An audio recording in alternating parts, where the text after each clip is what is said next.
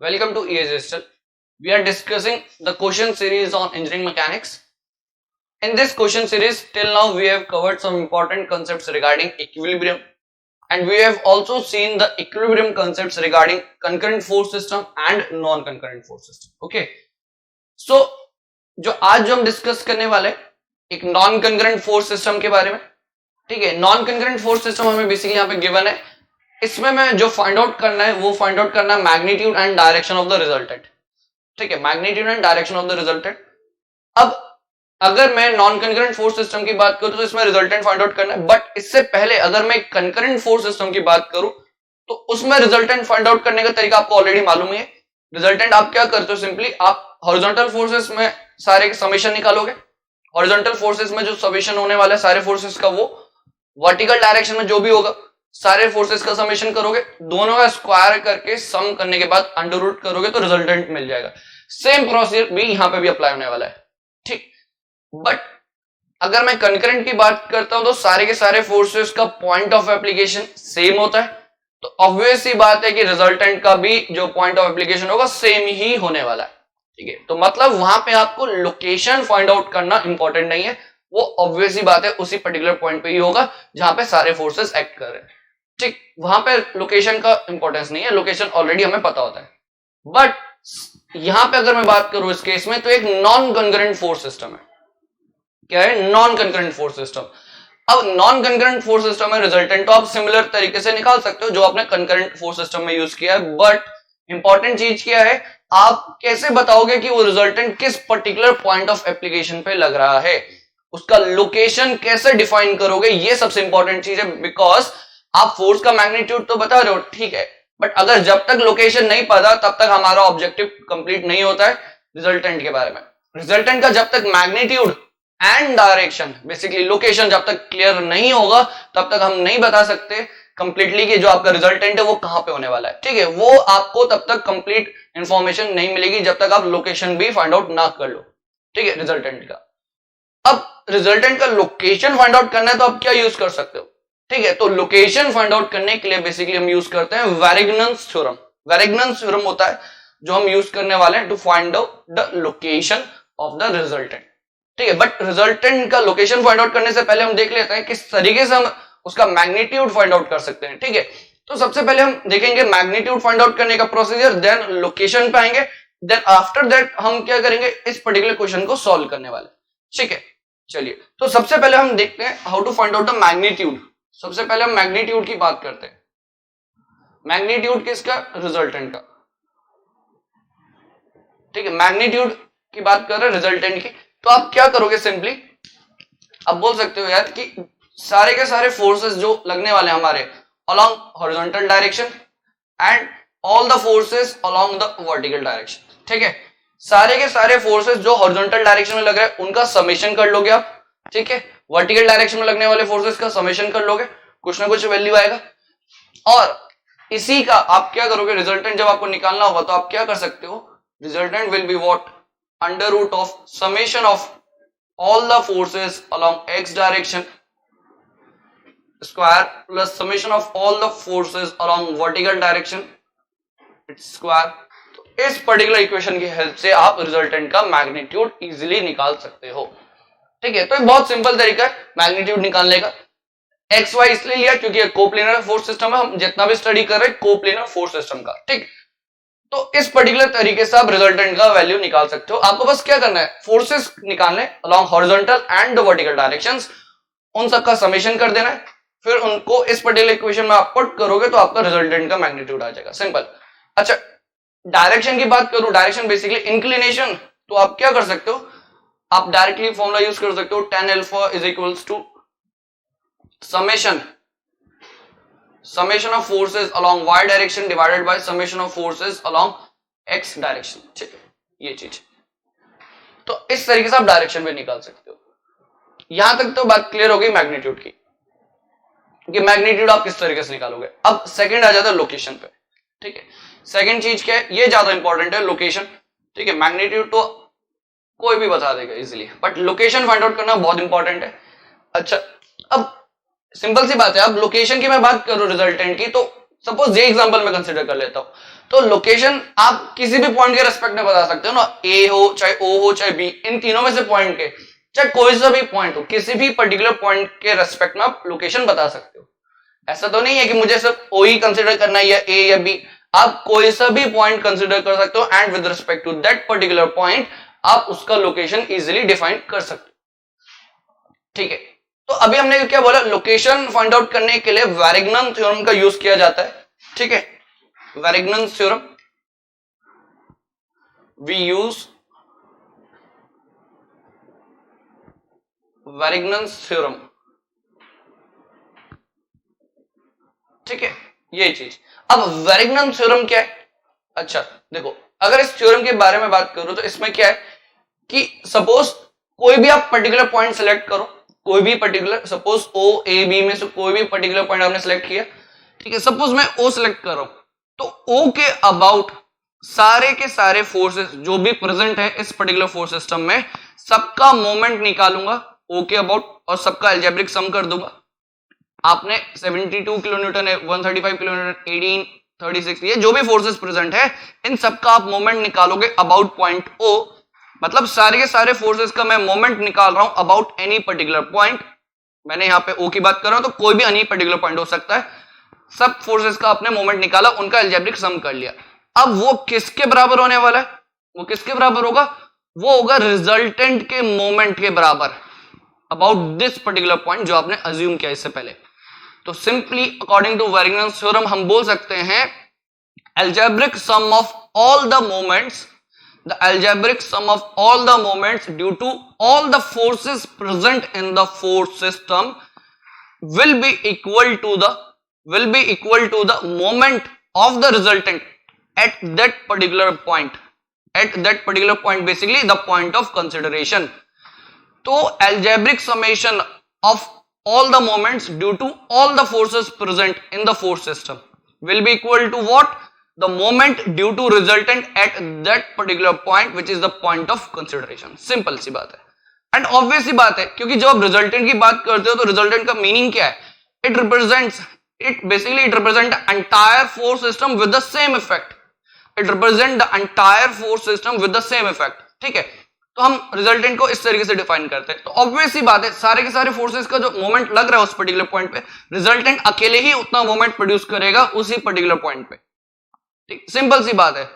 अच्छा, कैसे हम लिखेंगे इक्वेशन की हेल्प से, कैसे लिख सकते हैं? देखो, और इस जो हमने बोला ये मोमेंट बराबर होंगे, और इस मोमेंट के बराबर करने से हमें लोकेशन कैसे पता चले ये भी समझने की कोशिश करते हैं।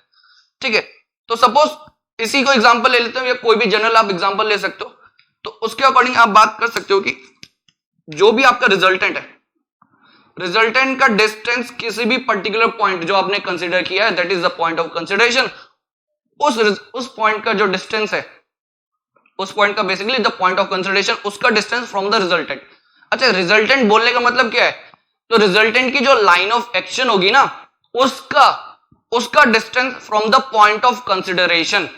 ठीक है, तो रिजल्टेंट फोर्स की जो लाइन ऑफ एक्शन होगी उसका distance from the point of consideration आप लोगे, उसको हमने रिप्रेजेंट किया डी से। ठीक है, डी ध्यान रखना, D is the distance of the line of action of resultant force from the point of consideration. ठीक, अच्छा, किसके बराबर? algebraic sum of all the moments due to all the forces। ठीक है, सपोज F1 कोई force है D1 distance पे, plus F2 into D2 plus F3 into D3 and so on. ठीक है, resultant into D will be equals to summation of moment about any point, जो भी point of consideration है। ठीक है, जैसे आप इक्वेशन में रखते हो तो आप यहां से क्या निकाल पाओगे इजिली? D का वैल्यू, डी का वैल्यू आप इजीली निकाल सकते हो। ठीक है, अब यही तो डी है, यही डी बेसिकली क्या लोकेशन बता रहा है किसका? रिजल्टेंट का। रिजल्टेंट का लोकेशन कौन बता रहा है? यही डी पॉइंट, ये जो डी डिस्टेंस है बेसिकली, ये डी डिस्टेंस आपका रिजल्टेंट का लोकेशन बता रहा है, क्योंकि डी क्या है? It is the distance of the line of action of the resultant force from the point of consideration. ये इंपॉर्टेंट चीज है। डी क्या है? It is the distance, it is the distance of line of action of resultant force from the point of consideration, from the point of consideration, ठीक है, from the point of consideration, ठीक है। तो आपका D मिल गया, basically आपको location मिल गया, ठीक है। तो मैग्नीट्यूड देख लिया हमने किस तरीके से निकालना है, लोकेशन के बारे में हमें आइडिया लग गया। लोकेशन हमेशा जब भी निकालना होगा आप वेरिग्नन्स थ्योरम इजीली यूज कर सकते हो, ठीक है। आई होप आपको क्लियर हो गया होगा magnitude and location in case of non concurrent force system, in case of non concurrent force system. अब यही प्रोसीजर डायरेक्टली हम इस पर्टिकुलर न्यूमेरिकल पे अप्लाई करने वाले हैं, ठीक है। आपको ये प्रोसीजर क्लियर है, आप कोई भी non concurrent force system easily solve कर लोगे, ठीक है, क्योंकि मैग्नीट्यूड के साथ साथ लोकेशन का बहुत ज्यादा इंपॉर्टेंस है। विदाउट लोकेशन आप कंप्लीटली डिफाइन नहीं कर सकते हो रिजल्टेंट को, ठीक है। अच्छा, लोकेशन आप किसी भी पर्टिकुलर पॉइंट के रेस्पेक्ट में बता सकते हो। अब मैं रिजल्टेंट सपोज इसका कहीं भी हो, सपोज यहां पे, तो विद रिस्पेक्ट टू ओ उसका डिस्टेंस बताया जा सकता है, विद रिस्पेक्ट टू ए भी बताया जा सकता है, विद रिस्पेक्ट टू बी भी बताया जा सकता है। तो किसी भी पर्टिकुलर पॉइंट के रेस्पेक्ट में आप रिजल्टेंट का लोकेशन बता सकते हो। डेफिनेटली वो डिफरेंट होगा, बट रिजल्टेंट का लोकेशन फिक्स रहने वाला है। सपोज ओ से कुछ इतने डिस्टेंस पे है, तो ए से जितना टोटल डिस्टेंस है उतने से ये माइनस कर दूंगा तो रिमेनिंग डिस्टेंस आएगा। कहने का मतलब ये है कि डिस्टेंस डेफिनेटली डिफरेंट हो जाएगा जब आप डिफरेंट पॉइंट्स के रेस्पेक्ट में आप डिस्टेंस बता रहे हो, ठीक है ना। लोकेशन कहने का मतलब ये तो रिजल्टेंट फिक्स है, but distance of the resultant from different point will be different. Obvious सी बात है, तो कॉमन सेंस आपसे भी आप बोल सकते हो कि जो रिजल्टेंट है, सपोज ये रिजल्टेंट है यहां, तो इसका distance from point O different होगा, फ्रॉम पॉइंट ए डिफरेंट होगा, फ्रॉम पॉइंट बी डिफरेंट होगा, वो तो डिफरेंट होगा, बट उसका पोजीशन फिक्स है, ठीक है। आपको ये आइडेंटिफाई करना है कि क्वेश्चन में किसके रेस्पेक्ट में डिस्टेंस पूछा, ये इंपॉर्टेंट है, और जिस भी पॉइंट के रेस्पेक्ट में पूछा होगा आप उसी के अबाउट मोमेंट्स कंसीडर कर लो, सिंपल सी बात। तो आपको डिस्टेंस भी तो उसी पर्टिकुलर पॉइंट के रेस्पेक्ट में मिलेगा ना, ठीक है, सिंपल सी बात है। तो आप जिस भी पॉइंट के रेस्पेक्ट में क्वेश्चन पूछा रहेगा आप उसी पॉइंट के अबाउट मोमेंट्स कंसीडर करोगे, तो आपका डी का वैल्यू उसी पॉइंट से ही मिलने वाला है, ठीक है। आई होप आपको क्लियर हो गया होगा मैग्नीट्यूड एंड लोकेशन किस तरीके से फाइंड आउट करना है। सेम यही कंसेप्ट हम इस पर्टिकुलर न्यूमेरिकल में लगाएंगे, ठीक है।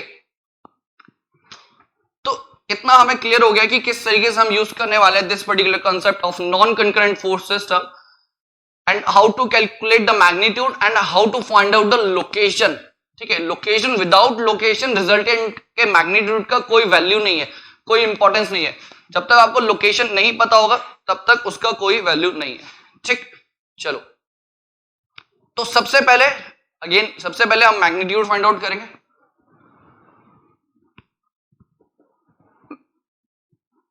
ठीक है। मैग्नीट्यूड फाइंड आउट करने वाले सबसे पहले,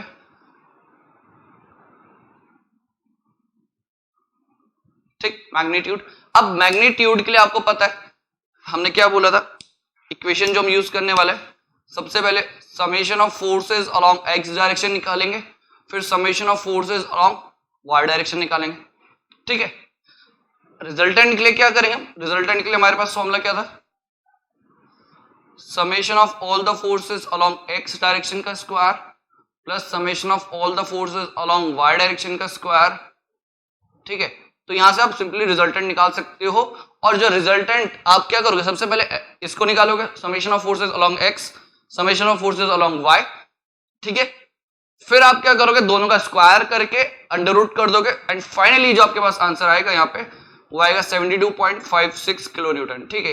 इसको चेक कर लेना, 72.56 किलो न्यूटन आने वाला है, बट उससे पहले आपको ये दोनों चीजें इंडिविजुअली फाइंड आउट करना पड़ेगा, ठीक है। चलो, ये रिजल्टेंट आ गया। रिजल्टेंट के बाद हमने क्या देखा था इसके बाद इंक्लिनेशन, बेसिकली डायरेक्शन कितना inclined with respect to horizontal direction, with respect to horizontal direction कितना वो इंक्लाइंड है। तो उसके लिए आप क्या यूज कर सकते हो, उसके लिए आप यूज कर सकते हो tan alpha equals to summation of forces along y direction equals to summation of forces along x direction, ठीक है, इस तरीके से। तो यहां से फाइनली जो आंसर आएगा अल्फा का वो 20 पॉइंट समथिंग आंसर आएगा, आप वो नोट कर लेना, ठीक है। आप कैलकुलेट कर सकते हो, बाकी तो सब आपको न्यूमेरिकल वैल्यूज पुट करनी है, सारी की सारी न्यूमेरिकल वैल्यूज पुट करनी है from this particular diagram. Formulas में पुट करोगे आपका इजीली आंसर आ जाएगा, ठीक है। तो अल्फा का वैल्यू जो आएगा मैं बता देता हूं, 60.25 डिग्री के अराउंड आएगा, ठीक है, 60 डिग्री 0.25, ठीक है। चलो, अच्छा देखो, फोर्स रिजोल्यूशन तो आई थिंक आता ही होगा आपको, उसमें कोई बड़ी बात नहीं है। 18 फोर्स जो है अपना वर्टिकल है, ठीक है। 135 का आपका कंपोनेंट होगा, एक तो हॉरिजॉन्टल डायरेक्शन में आएगा, एक वर्टिकल डायरेक्शन में आएगा, ठीक है। 72 आपका हॉरिजॉन्टल ही है, 36 आपका वर्टिकल है। साइन कन्वेंशन आपके ऊपर है, आप कौन सा साइन कन्वेंशन यूज करते हो, ठीक है। अकॉर्डिंग टू कोऑर्डिनेट ज्योमेट्री हम जो अपवर्ड फोर्स होते हैं उनको पॉजिटिव, डाउनवर्ड्स वाले को negative, and the force towards right will be considered as positive and toward left will be considered as negative, ठीक है। वो साइन कन्वेंशन यूज करोगे तो डायरेक्टली आपके आंसर से आ जाएगा। आर का वैल्यू 72.56, अल्फा का वैल्यू 60 डिग्री 0.25। तो ये तो मैग्नीट्यूड की बात हो गई। अच्छा, अब सेकंड चीज आती है लोकेशन की। सेकंड चीज आती है लोकेशन की। अब लोकेशन बेसिकली कैसे फाइंड आउट करेंगे, लोकेशन कैसे फाइंड आउट करें? लोकेशन के लिए अभी हमने बोला था वैरिग्नन्स थ्योरम यूज करेंगे। अच्छा, बट उससे पहले हमें पॉइंट ऑफ कंसिडरेशन को सिलेक्ट करना रहेगा। तो पॉइंट ऑफ कंसिडरेशन हम कुछ भी मानो, ओ ए बी में से कुछ भी कंसिडर किया जा सकता है।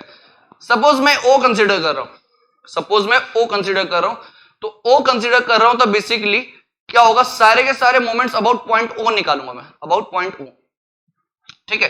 तो क्या करने वाले हम यहां पे सबसे पहले लिख लेते हैं let point of consideration, point of consideration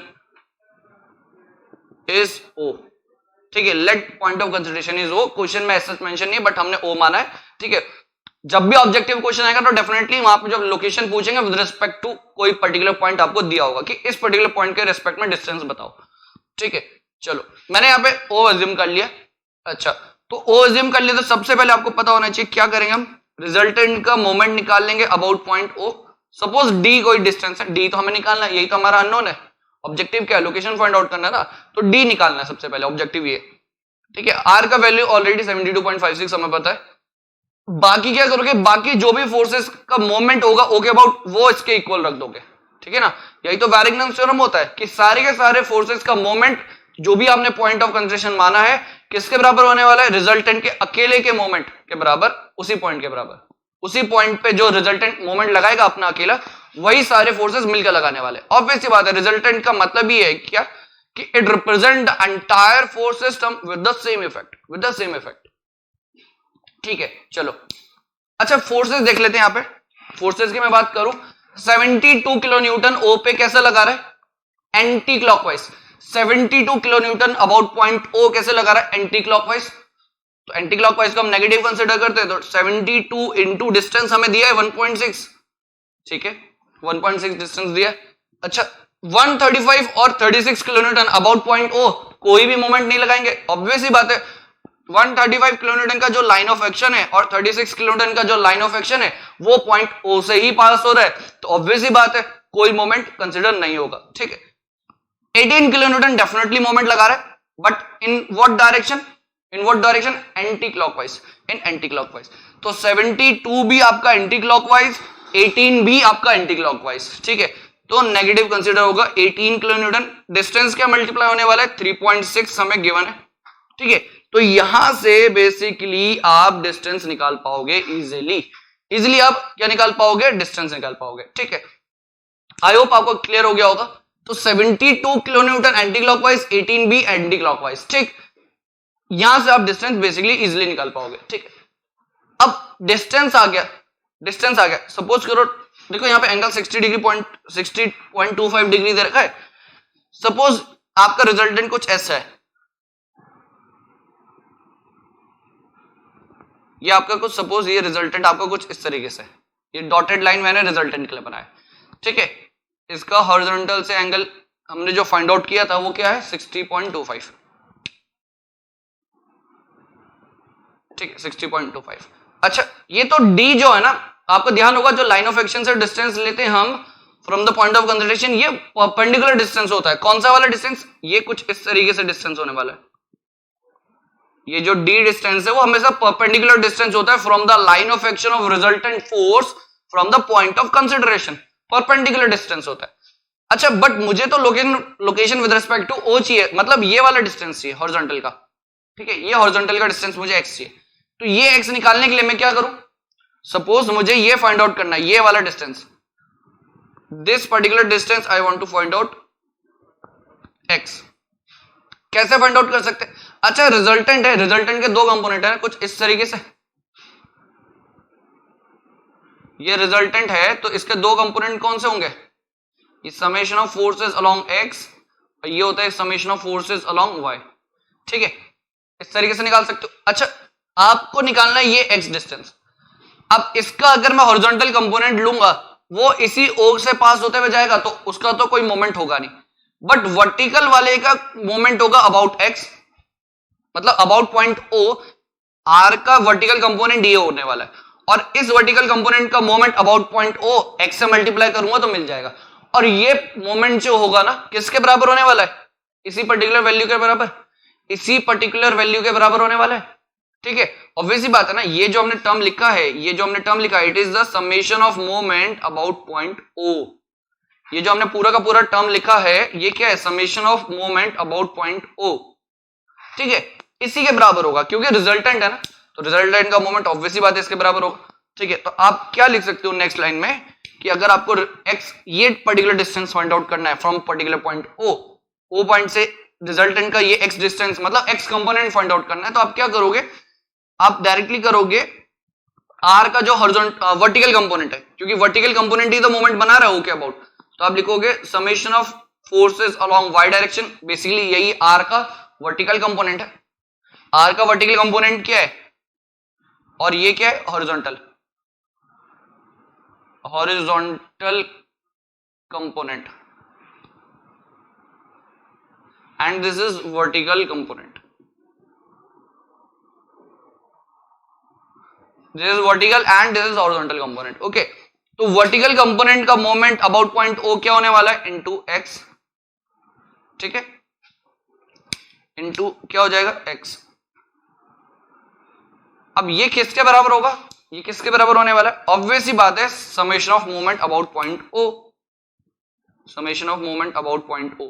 तो with the help of this particular equation you can find out the X distance also, you can find out the distance X also. तो आप एक्स डिस्टेंस भी easily calculate कर पाओगे, आप X distance भी easily calculate कर पाओगे from this particular equation. और ये कहां से है, ये अगेन वैरिग्नम थ्योरम का ही एक्सटेंशन है, ये आपने ये इक्वेशन लिखी कहां से, वैरिग्नम थ्योरम के अकॉर्डिंग। बेसिकली देखो इसको मैं रिप्रेजेंट, ये जो है ना ये टर्म, इसको मैं रिप्रेजेंट कर सकता हूं आर वाई और इसको मैं रिप्रेजेंट कर सकता हूं आर एक्स, मतलब आर का हॉरिजॉन्टल कंपोनेंट और आर का वर्टिकल कंपोनेंट। ठीक है, इस तरीके से रिप्रेजेंट किया जा सकता है। तो ऑब्वियसली बात है वर्टिकल कंपोनेंट ही ओ पे मोमेंट बना रहा है। ठीक है, और वो किसके बराबर होगा, summation of moment about point O, तो आप इजीली वहां से कैलकुलेट कर सकते हो। ठीक है, ये चीज का ध्यान रखना। देखो नेगेटिव साइन जो यहाँ पे आएगा इसमें डाउट नहीं होना चाहिए, ऑब्वियसली बात है हमने नेगेटिव कंसीडर किया है एंटी क्लॉकवाइज को। ठीक है, हमने क्या है नेगेटिव कंसीडर किया, ये चीज का ध्यान रखना हमेशा, हमने क्या है नेगेटिव कंसीडर किया है मोमेंट को for the anti clockwise simply. But हमेशा ध्यान रखना आर का, देखो आर का इंक्लिनेशन 60.25 कहां से निकला, इस पर्टिकुलर फॉर्मूले से tan अल्फा से 60.25 इंक्लिनेशन आ गया। बट ये आर जो है वो यहां पे भी हो सकता था, यहां पे कहीं भी हो सकता था, but exactly location find out करने के लिए हमने क्या अप्लाई करा, वैरिग्नम थ्योरम। वैरिग्नम थ्योरम से हमें मिला डिस्टेंस डी, और डिस्टेंस डी मिलते ही आर का लोकेशन फिक्स हो गया, आर का लोकेशन फिक्स हो गया। ठीक है, आर का लोकेशन फिक्स हो गया। ठीक, अब ओ के रिस्पेक्ट में आर का डिस्टेंस आप एक्स से बता सकते हो। अच्छा ए से बताना होगा तो आप क्या करोगे, 3.6 मीटर में से एक्स माइनस कर दो, रिमेनिंग डिस्टेंस आपको मिल जाएगा। रिमेनिंग डिस्टेंस क्या होगा, location of R with respect to point A. तो ए के अबाउट, ओ के अबाउट, बी के अबाउट, किसी भी पॉइंट के अबाउट आप डिस्टेंस निकाल सकते हो। ठीक है, ओ के अबाउट तो मैंने एक्स डिस्टेंस निकाल लिया यहां से। ठीक है, अगर ए से निकालना है तो 3.6 मीटर है आपका टोटल, एक्स माइनस करो, रिमेनिंग डिस्टेंस आ जाएगा। ठीक है, एक्स का जो फाइनली में आंसर है मैं आपको बता देता हूं, इसमें जो आंसर होने वाला है इट इज 2.857 मीटर। ठीक है, आप इसको चेक कर लेना, एक बार वेरीफाई कर लेना। ठीक है, एंड कोई भी डाउट होगा तो आप इजीली कमेंट भी कर सकते हो, कोई प्रॉब्लम नहीं है कमेंट बॉक्स में। ठीक है, बट आपको आई थिंक प्रोसीजर क्लियर हो गया होगा कि मैग्नीट्यूड एंड लोकेशन किस तरीके से सॉल्व करना है। लोकेशन के लिए सिंपली आप वैरिग्नम थ्योरम अप्लाई करो। ठीक है, आपको कोई भी डिस्टेंस चाहिए। ठीक है, इंपॉर्टेंट चीज ये समझना, ये जो डी है it is the perpendicular distance from the line of action of the resultant force from the point of consideration, ये हमेशा परपेंडिकुलर डिस्टेंस होता है। ठीक है, ये चीज ध्यान रखना। ऑब्वियस बात है। अच्छा ये लगा है तो इसमें भी तो परपेंडिकुलर है, ये x और ये वर्टिकल कंपोनेंट, r का वर्टिकल कंपोनेंट और ये x क्या है, परपेंडिकुलर है ना। तो ये पॉइंट हमेशा ध्यान रखना, जो डिस्टेंस मल्टीप्लाई हो रहा है ये बेसिकली क्या होता है, परपेंडिकुलर डिस्टेंसेस। ठीक है, आई होप आपको यहां तक क्लियर हो गया होगा।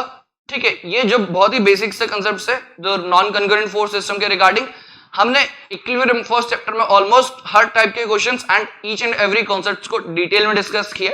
ठीक है, अब जो नेक्स्ट हम जो डिस्कस करने वाले वो सेकंड चैप्टर के रिगार्डिंग होगा। ठीक है, आई होप आपको ये फर्स्ट चैप्टर ऑलमोस्ट क्लियर ही होगा, सब कुछ सारे कॉन्सेप्ट्स हमने डिटेल में डिस्कस किए। ठीक है, एंड काफी न्यूमेरिकल्स भी डिस्कस किए। ठीक है, वैसे ही हम नेक्स्ट चैप्टर में भी प्रोसीड करेंगे फर्दर।